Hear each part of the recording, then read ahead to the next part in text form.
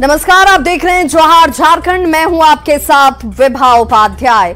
लोकसभा चुनाव से पहले कल प्रधानमंत्री नरेंद्र मोदी झारखंड आ रहे हैं। वो धनबाद में कई सौगातों को देते हुए आपको नजर आएंगे। जनसभा के जरिए झारखंड में लोकसभा चुनाव का शंखनाद भी पीएम मोदी की तरफ से किया जाएगा।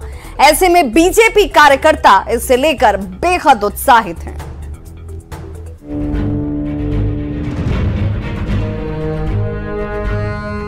लोकसभा चुनाव नजदीक है और बीजेपी की ओर से पीएम मोदी ने खुद मोर्चा संभाल लिया है। 1 मार्च को प्रधानमंत्री नरेंद्र मोदी धनबाद दौरे पर आएंगे। मतलब 1 मार्च यानी शुक्रवार का दिन झारखंड के लिए बड़ी सौगात लेकर आ रहा है। पीएम मोदी झारखंड के लोगों को कई बड़ी परियोजनाओं की सौगात देंगे, जिसमें सिंदरी का हिंदुस्तान उर्वरक और रसायन लिमिटेड यानी कि हल का उद्घाटन भी शामिल है। और ये मोदी जी का जो आगमन हो रहा है, कि हम लोगों के लिए बड़ी खुशी की बात है। हम लोग बहुत खुश हैं, सारे कर्मचारी खुश हैं। तो जिसे विजिट ले रहे हैं मोदी जी, उसी प्लांट में हम लोग काम। झारखंड को कई सौगात देने के साथ साथ पीएम मोदी बरवा अड्डा के हवाई अड्डा मैदान में जनसभा को संबोधित करते हुए झारखंड में चुनाव का शंखनाद करेंगे। पीएम के दौरे को लेकर बीजेपी के नेता काफी उत्साहित हैं। पहली तो हम विकास की राजनीति करते हैं। प्रधानमंत्री जी जिस हल कारखाने का उद्घाटन करने जा रहे हैं, जिसका शुभारंभ करने जा रहे हैं, उसका शिलान्यास भी उन्हीं के कार्यकाल में हुआ था। और ये बिल्कुल ग्रीन फील्ड प्रोजेक्ट है, सिंदरी में ये लगा है। और इससे नीम कोटेड यूरिया का जो प्रोडक्शन है, वो अगल बगल के काफी सारे राज्य हैं, उससे लाभान्वित होंगे। किसानों को सीधे तौर पर फायदा मिलेगा। और प्रधानमंत्री कहीं जाते हैं तो एक क्षेत्र की क्यों बात कर रहे हैं, पूरे देश में इसका सकारात्मक मैसेज जाता है। आपको बताएं कि पीएम मोदी ने लोकसभा चुनाव में 400 पार का टारगेट दिया है। झारखंड में 14 लोकसभा सीटें हैं। 2019 में बीजेपी 11 सीट पर जीती थी, जबकि आजसू की 1 सीट मिलाकर एनडीए के खाते में 12 सीट आई। इस बार बीजेपी ने झारखंड की सभी 14 सीट जीतने का लक्ष्य रखा है। पीएम मोदी का झारखंड दौरा उस लक्ष्य की तरफ एक बड़ा कदम साबित हो सकता है। न्यूज़ 18 के लिए धनबाद से संजय गुप्ता के साथ ब्यूरो रिपोर्ट। धनबाद के सिंदरी में एफसीआई कारखाने के बंद होने के 22 साल के बाद हल कारखाने का सपना साकार हो गया है। पीएम नरेंद्र मोदी कल इसी हाईटेक फैक्ट्री को राष्ट्र के नाम समर्पित करेंगे।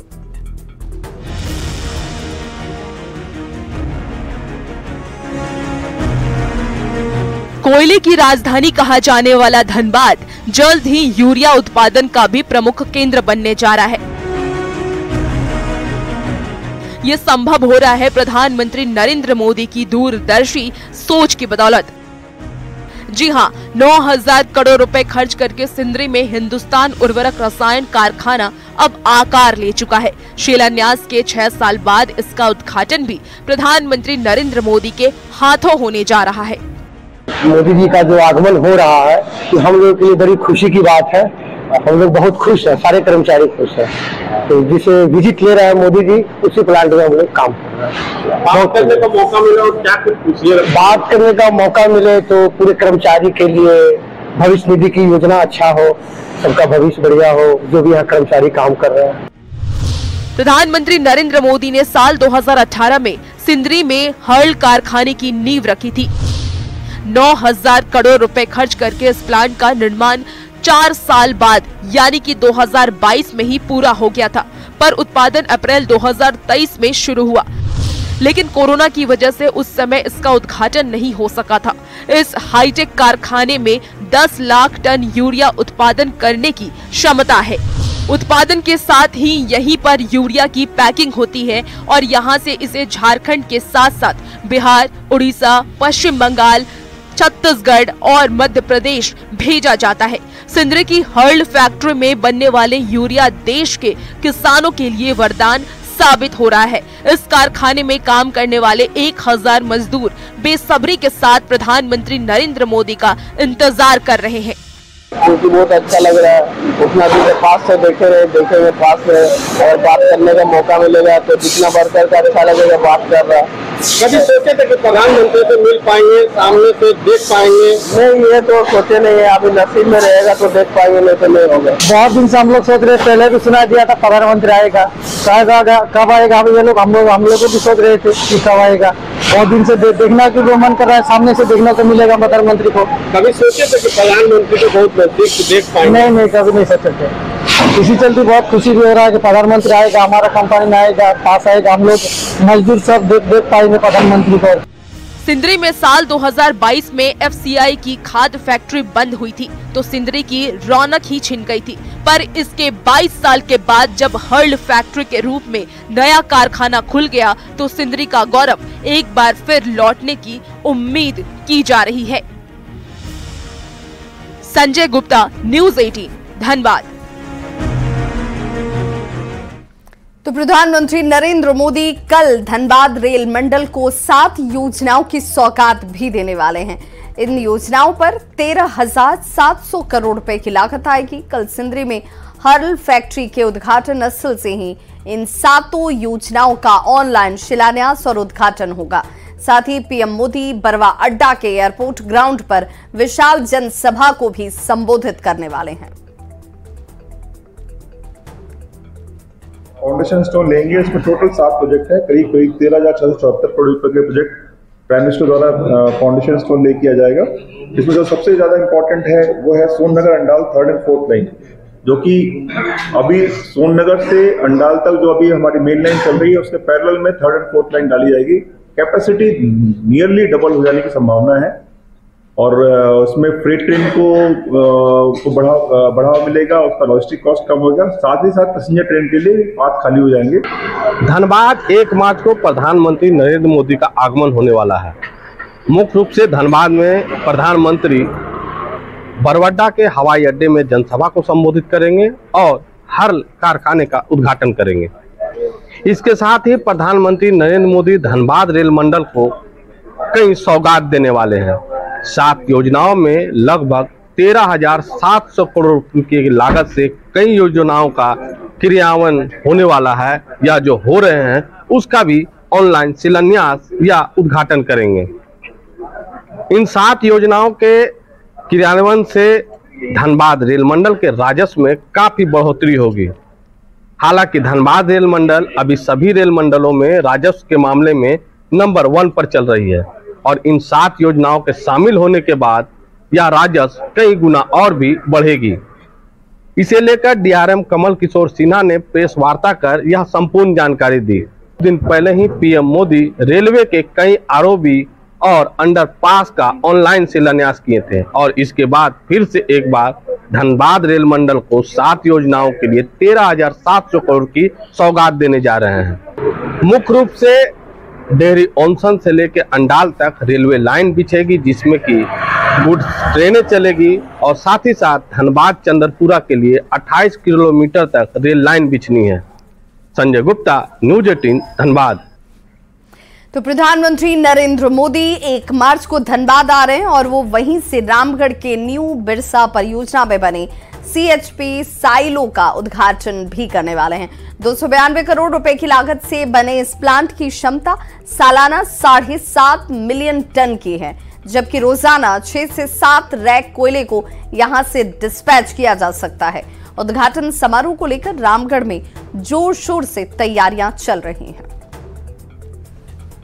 प्रधानमंत्री नरेंद्र मोदी सीसीएल के बड़का सयाल एरिया के न्यू बिरसा परियोजना को 292 करोड़ के लागत से बने सीएचपी साइलो का सौगात देने जा रहे हैं। यानी कि धनबाद से प्रधानमंत्री नरेंद्र मोदी सीएचपी साइलो का ऑनलाइन उद्घाटन करेंगे। इसको लेकर के देख सकते हैं यहाँ पर तैयारियाँ की जा रही हैं।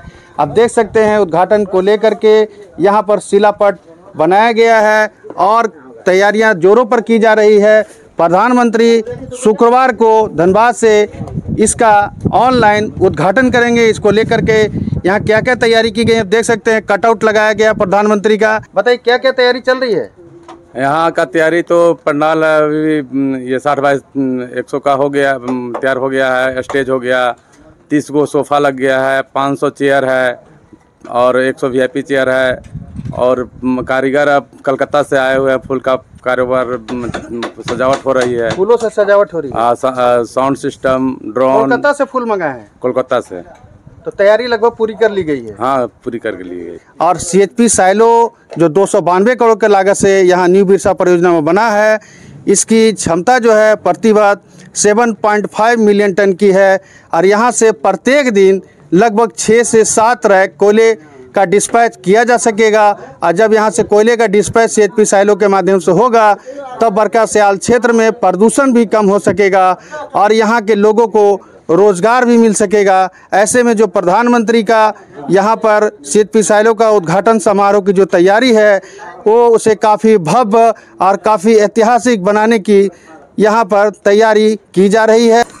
तो आपने सुना अभी कि किस तरह से CHP साइलो के उद्घाटन समारोह की तैयारियों को यहाँ पर CCL के अधिकारी या दूसरे लोग यहाँ पर अंतिम रूप देने में लगे हुए हैं। जावेद खान, न्यूज़ 18, रामगढ़।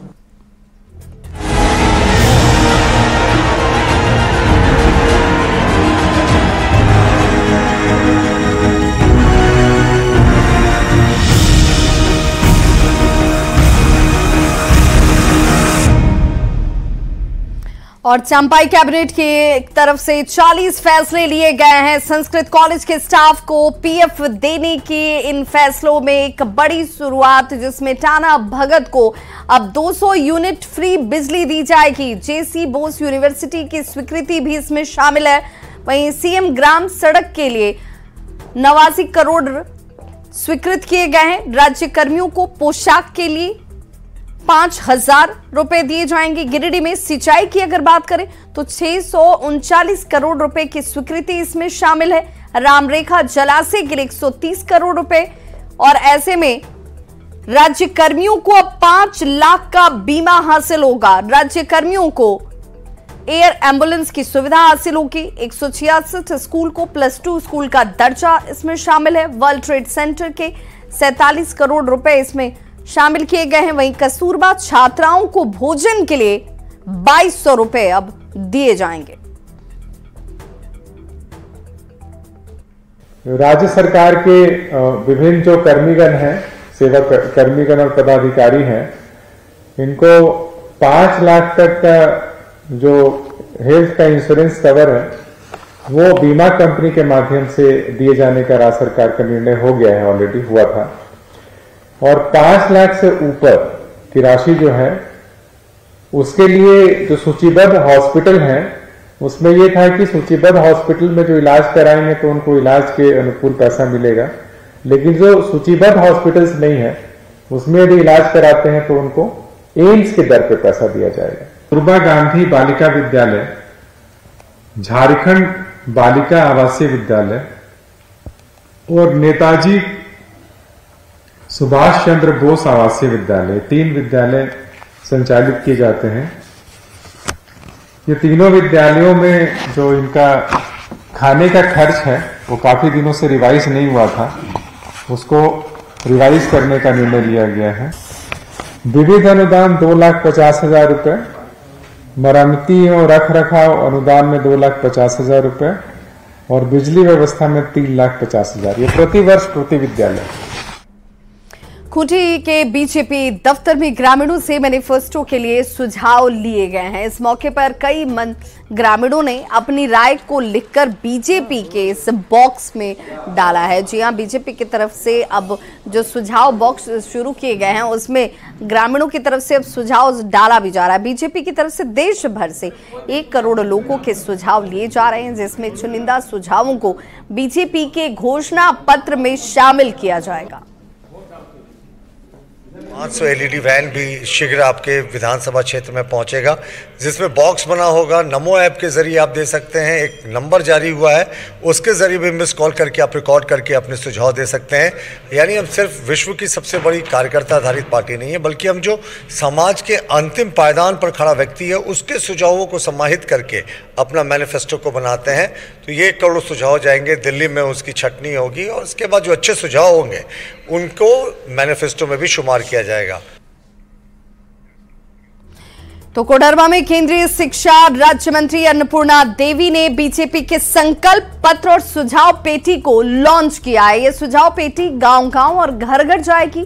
साथ ही विकसित भारत का सपना साकार करने के लिए हर ग्रामीण से सुझाव लेगी। इन सुझावों को बीजेपी के घोषणा पत्र में शामिल किया जाएगा। एक व्यक्ति तक विकसित भारत मोदी की गारंटी सुझाव पेटिका उन तक जाएगा और देश के हर एक स्तर के, चाहे वो उद्योगपति हो, बुद्धिजीवी हो, चाहे वो किसान हो, मजदूर हो, महिला हो, युवा हो, हर एक लोगों तक ये पेटी जाएगी और उनका सुझाव विकसित भारत का संकल्प जो माननीय प्रधानमंत्री जी ने लिया है उसमें उनका अपना अपना सुझाव लिया जाएगा। राज्य के आसू दफ्तर में विधानसभा और प्रखंड स्तर के प्रभारियों की बैठक ली गई। इस मौके पर आसू अध्यक्ष सुदेश महतो ने पार्टी कार्यकर्ताओं से लोकसभा चुनाव की तैयारियों में जुट जाने का आह्वान किया। साथ ही उन्होंने लोकसभा, विधानसभा और प्रखंड स्तर के पदाधिकारियों को नामित किया और सबको जिम्मेदारी दी। उन्होंने आसू कार्यकर्ताओं से जनता के बीच जाने को कहा। लोकसभा स्तर के और प्रखंड स्तर के पदाधिकारियों का जिन्हें नामित किया गया है, जिन्हें दायित्व दिया गया है उस प्रखंड का प्रभारी के रूप में, उनका आज परिचय सभा था। आने वाले समय 2024 पार्लियामेंट और असेंबली के लिए पार्टी का जो स्ट्रक्चर है उसको रेडी करना, तैयार करना और पार्टी को चुनाव के लिए तैयार करने का निर्देश निर्धारित हुआ है। पार्टी के कई तरह के कार्यक्रम है, कई गाइडलाइन है जिसके बारे में भी अंतरिम रूप से इनको तैयारी करने के लिए कहा गया। कनेक्शन को बढ़ाना है लोगों के साथ, एक तो कैडर के साथ कनेक्टिविटी ज़्यादा बढ़ानी है और जन संवाद लोगों के बीच में बना रहे। इसके लिए पार्टी को छोटे छोटे कार्यक्रम करने की हिदायत दी गई है। पार्टी प्रदेश भर में अपने स्ट्रक्चर को और झारखंड विधानसभा के बजट सत्र में विधायकों पर उपहारों की जमकर बारिश हुई है। जी हां, विधानसभा परिसर में सत्ता पक्ष और विपक्षी विधायकों के बीच अलग अलग सरकारी विभागों की तरफ से कई उपहार बांटे गए। हर साल बजट सत्र में ये परंपरा देखी जाती है। इस बार विधायकों के बीच किस्म किस्म के ये उपहार बांटे गए हैं। विधायकों के निजी सचिवों को उपहार ले जाते हुए आप देख भी सकते हैं। गाड़ियों में भर भर कर ये उपहार ये घर लेकर गए हैं। कई विधायक भी उपहार के साथ खड़े हुए नजर आए। कहा जा रहा है कि माननीयों को उपहार बांटने में लाखों रुपए खर्च किए गए हैं।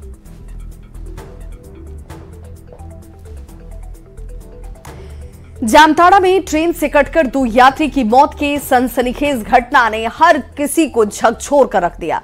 घटनास्थल पर अभी भी यात्रियों के जूते, बोतल और कई सामान बिखरे हुए नजर आ रहे हैं। आसनसोल के डीआरएम चेतनानंद सिंह के आदेश के बाद एटीआरएम आशीष भारद्वाज ने घटनास्थल का दौरा किया। सीनियर डीईए एके लिंडा ने भी ट्रैक का मुआयना किया है। वहीं कोलकाता से आई सेफ्टी विभाग की टीम ने भी 1.5 किलोमीटर तक रेलवे ट्रैक का जायजा लिया। हादसे की जांच रिपोर्ट आसनसोल के डीआरएम को सौंपी जाएगी। वहीं रेल हादसे में मारे गए दोनों यात्री के शव को परिजनों को सौंप दिया गया है। दोनों बिहार के जमुई के निवासी थे। इस घटना से परिजनों में मातम पसर गया। बनपुर के लिए जा रहा था। Train number 12-254। यह घटना जामताड़ा से पीछे काशी टाड़ नामक स्थान पे हुआ। काम करने के लिए कहाँ जा रहा था?